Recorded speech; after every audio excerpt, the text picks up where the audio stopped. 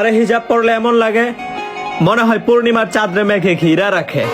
अरे लड़की नहीं है वो जादू है।